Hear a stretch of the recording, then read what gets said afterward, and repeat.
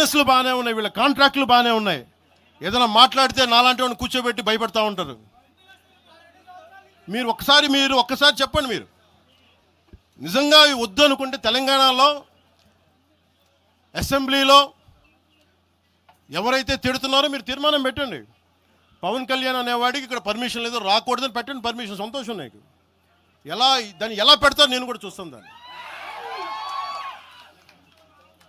మేము 1200 మంది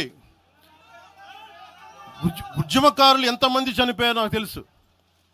12 సంవత్సరాలు 1200 మంది ఉద్యమకారులు పైగా చనిపోతే వాళ్ళ మీద గౌరవార్థం నేను ఎప్పుడు ఒక్క మాట మాట్లాడాలి తెలంగాణ, ఒక్క మాట. అంత ఇష్టం నాకు తెలంగాణ.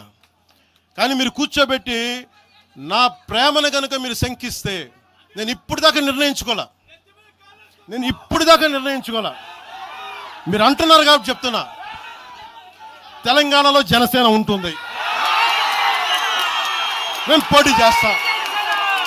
నేను ఇప్పుడు దాకా ఎప్పుడు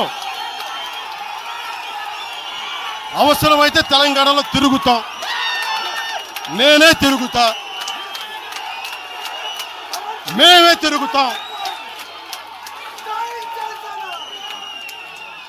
ప్రతి సమస్య మీద మాట్లాడతాం, ప్రతి అన్యాయాన్ని ఎదుర్కొంటాం.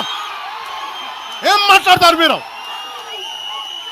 ఇది తెలంగాణ భారతదేశంలో అంతర్భాగం, మర్చిపోకండి.